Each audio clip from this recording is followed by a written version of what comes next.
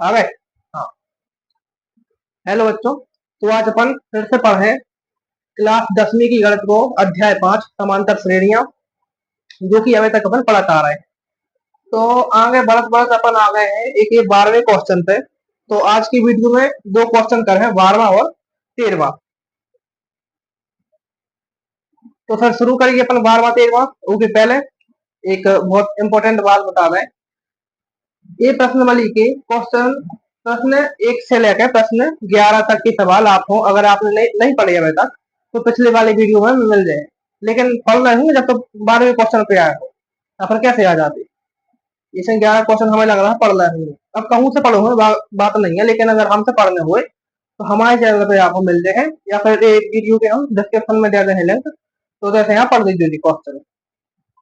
ठीक है। और हाँ, इम्पोर्टेंट बात बात हो रही है, अगर चैनल पर नए हो आप और तो चैनल की लाइक करो, सब्सक्राइब, कमेंट, और जो आपके संग पढ़ रहे हैं उनकी शेयर कर दीजिए। ठीक है, कर देंगे शेयर। तो अब है अपना क्वेश्चन नंबर 12वां।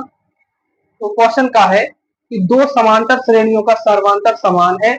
यदि इनके 100वें पदों का अंतर 100 है तो इनके 1000वें पदों का अंतर क्या है। अब क्वेश्चन समझो, पढ़ के तो हमने बता दो। क्वेश्चन का कह रहा है कि दो समांतर श्रेणियां हैं। अभी तक अपन क्या पढ़ाते, एक समांतर श्रेणी पढ़ाते। अब भी कह रहे हैं दो समांतर श्रेणी है और उनके सार्वंतर समान है। सार्वंतर मतलब होते है दो पदों के बीच को अंतर। जैसे मान के चलो A B C D E, ये हमने लिखी समांतर श्रेणी, मान के चलो जहाँ एक समांतर श्रेणी। अब इनके सार्वंतर समान है, मतलब जितनो इन दो पदों के बीच को अंतर है उतना ही इन दो पदों के बीच को अंतर है। जैसे इन दो ही पदों के बीच को अंतर है एक, तो इनके भी अंतर हो जाए एक, इनको भी एक अंतर हो जाए, इनको भी एक अंतर हो जाए। सभी पदों को अंतर का है एक। यही सभी कह रहे हैं कि दो समांतर श्रेणियां हैं और इनके सार्वंतर समान है। अब इसके बाद यदि इनके 100 पदों का अंतर 100 है, मतलब इनके 100 पद है और 100 पदों का अंतर कितना है, 100 है, तो ज्ञात क्या करने हैं, 1000 पदों का अंतर ज्ञात करने हैं।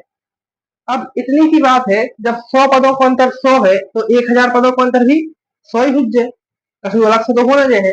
जैसे जा है अपनी एबीसीडी मान के चलो ये समांतर श्रेणी है। अब इन ऐसे तक 100 पदों का अंतर एक आ रहा है, तो जब जब आगे बढ़े तो उनको भी एक ही आओ चाहिए, और आ है। अगर नहीं आ है तो अपन प्रूफ कर दीजिए। तो अपन को क्या ज्ञात करना है, 1000 पदों को अंतर ज्ञात करना है। 1000 पदों को अंतर कितना है, जब 100 पदों को अंतर 100। तो एक इलाना क्या कर रहे हैं अपन, लिखें और ज्ञात कर रहे हैं। ठीक है। तो ये सवाल होता ना, ध्यान से समझते रहियो।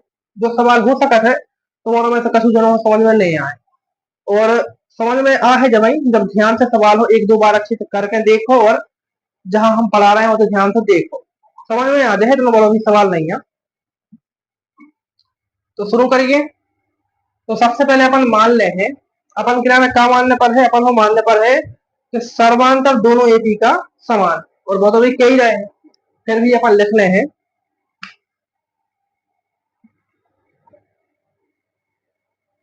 माना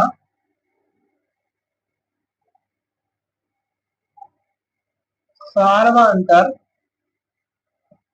दोनों एपी।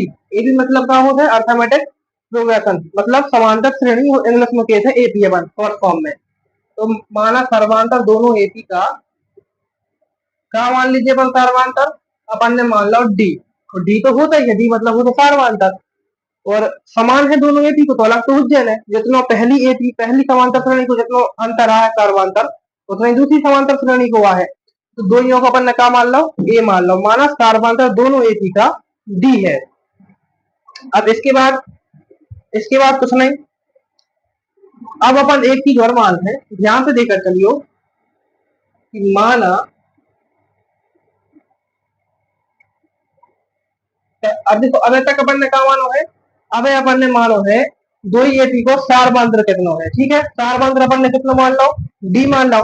अब अपन मान है इनकी पदों के लाने। तो अब अगर दो समांतर श्रेणी है तो दो पद हुई है, जायज सी बात है, कितने पद हुई है, दो पद हुई है, मतलब हुई है दोनों बहुत पद, लेकिन अपन हो एक एक पद दो ही श्रेणियों से लेने हैं। तो अपन लिखे माना पहला पद एपी का कैपिटल ए। ठीक है, अपन ने मान लो माना पहला पद एपी का कैपिटल ए है, और फिर इसके बाद अब पहला पद अपन ने जब कैपिटल ए मानो है, तो फिर दूसरी एपी को ही मान ले हैं। तो माना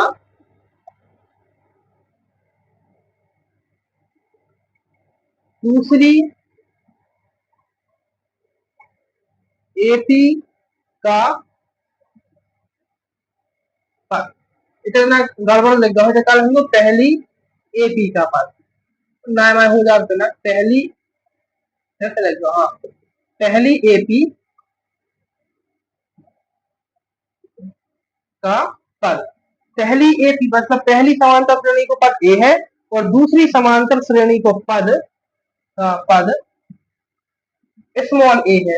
पहली एपी को पद अपन ने कहा मानो कैपिटल ए, दूसरी समांतर श्रेणी को पद अपन ने कहा मानो स्मॉल ए, और सर्वांतर दोनों को कहा मानो है डी मानो है। तो अब का ज्ञात करने हैं, वे कह रहे हैं 100 पदों का अंतर 100 है, तो जब ये पदों ज्ञात करने पर है।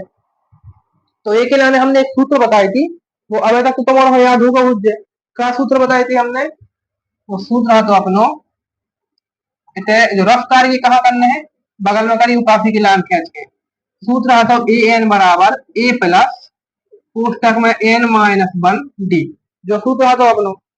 ठीक है, तो अब सबसे पहले अपन जो ज्ञात करिए क्या तो रहे हैं, लेकिन अपन फिर भी ज्ञात कर लीजिए कि इनके 100 पदों का अंतर 100 है। तो अपन ज्ञात करेगा 100 पद के नाम, तो ए 100 बराबर ए की जगह पे क्या लिखने, कछु नहीं लिखने, धन एन की जगह पे क्या लिखे 100 ऋण 1 और डी।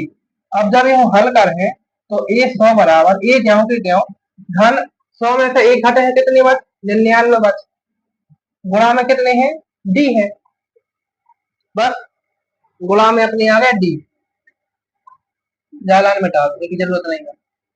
तो ए 100 बराबर का आ गए ए प्लस 99 डी। अब ए के लाने अपन पहली एपी के पद के लाने का लिखे, पहली एपी को पद अपनों का है ए है, तो पहली समांतर श्रेणी के लाने जो अंतर कितना हुआ है, जो हुआ है ए धन 99 डी। ठीक है, अब दूसरी के लाने, लेकिन बीच में चिन्ह का हुआ है माइनस को चिन्ह है काय क्या करें इनको अंतर है, तो अंतर मतलब क्या हो माइनस, अंतर ऋण के लाने उपयोग करते हैं तो ऐसे माइनस का है।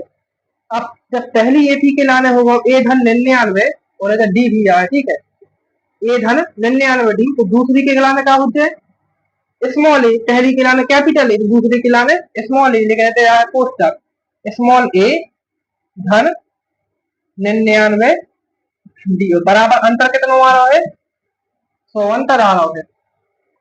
अब इसके लिए जब अपन हल कर हैं तो क्या हो जाए ए धन 99 डी, अब ऋण को गुणा कोष्टक में हुई है, तो ऋण को गुणा जब ए में हुई है तो माइनस के ए, फिर प्लस माइनस माइनस हो जाए तो माइनस के 99 डी बराबर 100। अब देखो ध्यान से, जब भी आप हो कोई भी समांतर श्रेणी में अगर दो पद प्लस माइनस के मिल रहे हैं तो उनको क्या करना है काट देने हैं, जैसे जो प्लस को 99 डी है जो माइनस को 99 डी है तो ये दो हो जाए कैंसल। अब ये दो तो कैंसल हो गए, बचो अपना कैपिटल ए स्मॉल ए बराबर 100, ये हो लेंगे फर्स्ट समीकरण में। तो जो तो अपन ने ज्ञात कर लो कि इनके 100 पदों का अंतर 100 है, तो जो आ रहा है 100 पदों का अंतर 100 आ रहा है, पहली समांतर श्रेणी में से दूसरी समांतर श्रेणी में से 100 पदों का अंतर कितना आ रहा है 100 आ रहा है। अब अपन हो ज्ञात करने हैं 1000 के लाने, अब तो ज्ञात कर लो 100 के लाने, तो इतना ही अपन 1000 के लाने भी ज्ञात कर ले हैं। अब करो तो 100 के लाने अब कर है 1000 के लाने, तो ए 1000 बराबर ए ज्यों को त्यों धन कोष्टक में एन की जगह पे है अब 1000 ऋण के एच और डी, तो ए 1000 बराबर ए धन 1000 में से एक घटे है कितने बस 999, तो यह है 999 और डी गुणा में है तो डी लिख दे। अब ध्यान से देखियो, जब पहले मतलब 100 पदों के लाने अपन ने ऐसे इतना सवाल करो तो अब 99 पदों के लाने भी वही हुज्जे, मतलब 1000 पदों के लाने भी वही हुज्जे। तो ऐसे हम ऐसे कर रहे सवाल, ठीक है। अब देखो 1000 पदों के लाने अपन क्या कर रहे, पहली समांतर श्रेणी में से 1000 पदों के लाने पहले कैपिटल ए में लिखे, तो कैपिटल ए धन का लिखे है 999 डी। फिर अब अंतर ज्ञात करने हैं तो ऋण कोष्टक में करता है ए धन 999 डी। अब देखियो ध्यान से, जो आए पहली एपी के लाने, पहली समांतर श्रेणी के लाने, जो आए दूसरी समांतर श्रेणी के लाने। अब जब ए अपन हल करें तो ए धन 999 डी ऋण को गुणा कोष्टक में हो जाए तो माइनस के ए, फिर ए में हो जाए तो प्लस माइनस माइनस हो जाए, फिर पक्का बच 999 डी बचे। अब देखो ध्यान से, जैसे अपन ने ऐसे काटो तो प्लस के 99 डी माइनस के 99 डी कट गए थे, ऐसा ये प्लस के 999 डी माइनस की 999 डी कैंसिल हो जाए, का है ए माइनस ए। अब बराबर में का लिखने हैं, तो पहले समीकरण में A minus A capital A minus small A बराबर का आ रहा तो 100 आ रहा हो, तो इतना भी वही स्थिति बन गई है, कैपिटल ए माइनस स्मॉल ए, इतने अलग से तो कुछ हुआ है नहीं, तो इतना भी कहा है 100 ही आ है, तो इतना भी अपन का लिख देंगे 100 और जो अपन आंसर आ गया। जैसे कि हमने पहले बताई थी, जब 100 पदों का अंतर 100 आ रहा है तो 1000 पदों को अंतर ज्ञात करने तो 1000 पदों का अंतर कितना आ रहा है 100 आ रहा है, ठीक है। तो जो हुआ अपना 12वां सवाल ये लिख लो, और लिखना क्या तो है, पहले जो इसको लिखना है, फिर उसके बाद जो इतना लिखना है, और रफ में या फिर पेयर में कर रहे हो तो एक साइड में लाइन खींच के जो रफ कार्य में लिख लेने हैं, जो 1000 वालों और एक पहले जो 100 वालों करवाओ तो वो भी लिख लीजिए। चलो जल्दी करो, जो तो होगा अपना 12वां सवाल।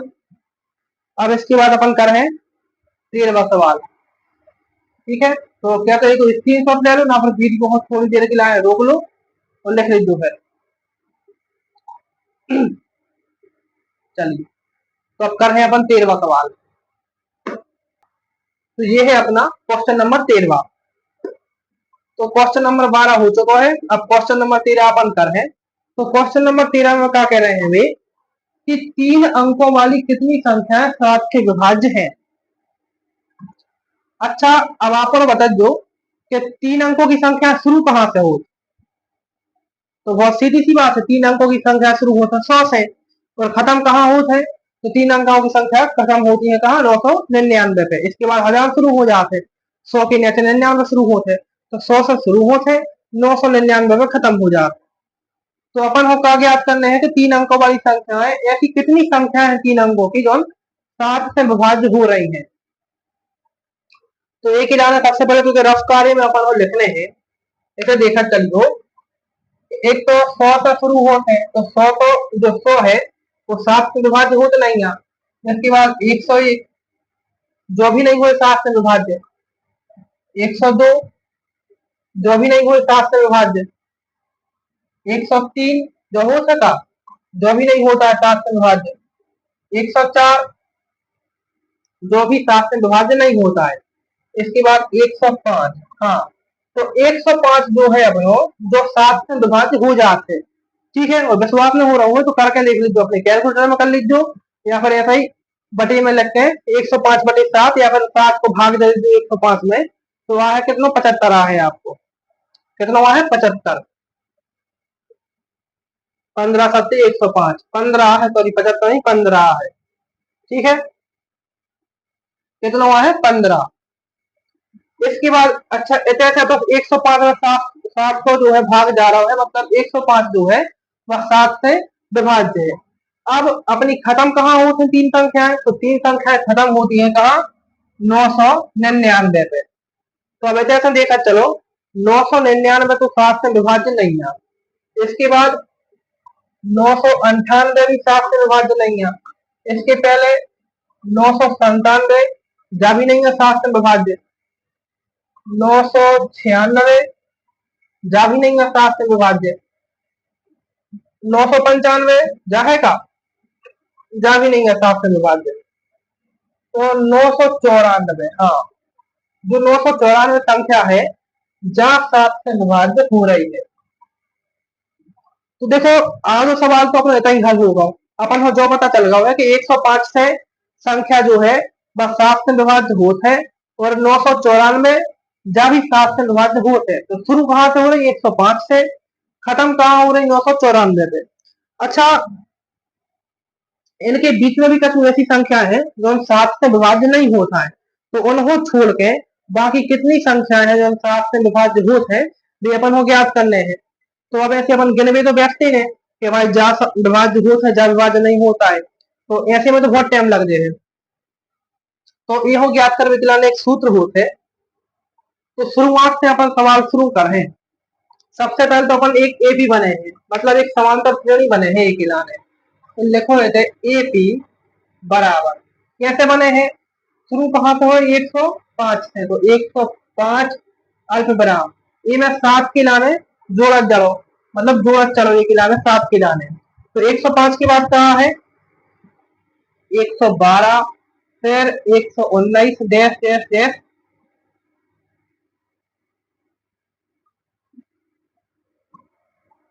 119 के बाद आखिरी कहां तक जा रही है 994 तक, और जो लगो है डैश डैश डैश, ठीक है। तो अपनी ये भी बन गई 105, 112, 119, 994, आखिरी तक कहा जा रहा है 994 तक, 3 संख्याएं।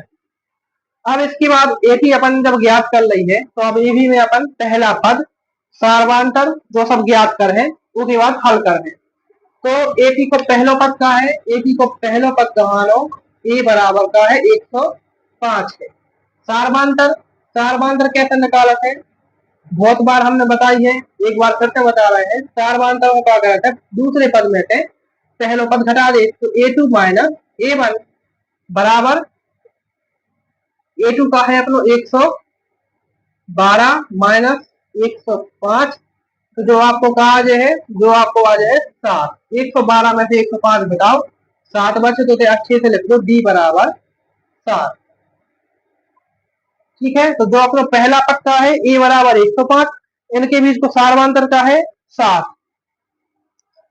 अब अपन हो एक सूत्र है पता, जो सूत्र लगभग हर सवाल में उपयोग भाव है, क्या है वो सूत्र, वो सूत्र है ए एन बराबर ए प्लस कोष्टक में एन माइनस 1 डी, जो है वो सूत्र, ठीक है। तो अब ए में अपन ए एन को मान पता है, ए एन को मान कितना है 994 है, ए को मान कितना है 105 है, डी को मान कितना है 7 है। तो अब कुछ नहीं करने आए, ये सवाल ये सूत्र में अपन हो जी मान रख देने हैं, तो अपने आप ज्ञात हो जाए कि 3 अंकों में ऐसी कितनी संख्या है जो 7 से विभाज्य होते हैं। तो ए एन को मान का है 994, तो इधर लिखो 994 बराबर ए को मान कितना है 105, धन को चिन्ह एन। अब एन को मान तो ज्ञात करना है, एन मतलब वो है पदों की संख्या, और 8 और गुणा में डी है।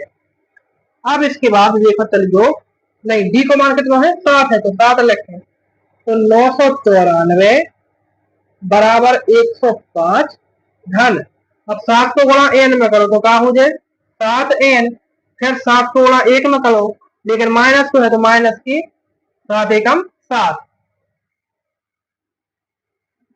इसके बाद अब जब हल करो तो कहा है 994 बराबर 105 में से 7 घटा दी, घटाओ 105 में से 7 घटाओ, कितने बचे, जे बचे आपके 98, तो 98 और फिर का है माइनस के नहीं धन के साथ एन है, धन के साथ एन। अब जी 98 तो प्लस के है, ये कर दी करो तो कैसे हो जाए माइनस के, तो 994 माइनस 98 बराबर में क्या बचो 7n। अब 994 में से 98 घटे हो तो कितने बचे, इतने आपके बचे 896, घटा दीजिए तुम्हारा, ठीक है, 896 बराबर 7n। अब अपन हो चाहना है एन को मान, तो एन को मान निकाल भी क्या करने पर है, एन की गुणा में 7 है, जब वो पक्षांतर करके ये तरफ ही करे तो वो साइड गुणा में है तो ए तरफ ये आया तो भाग में हो जाए। तो 896/7 बराबर n। अब 7 से निकलाना काट दो, तो 7 एकम 7 बचे 1 19, 7 दूनी 14, 19 में से 14 घटाओ 5 बची, कितने हुए 56, 8 साते 7 8 56, 128। एन बराबर आपकी यहाँ 128। यहाँ अब ऐसा भी लिख सकते हो कि 128 बराबर है या फिर एन बराबर 128, दो एक से है। तो अब इसे हम लिख सकते हैं कि 3 अंक वाली 128 संख्याएं हैं जिनमें 7 से भाग जा सकते हैं। पहले खोल दे 128 3 अंकों की संख्या है जो 7 से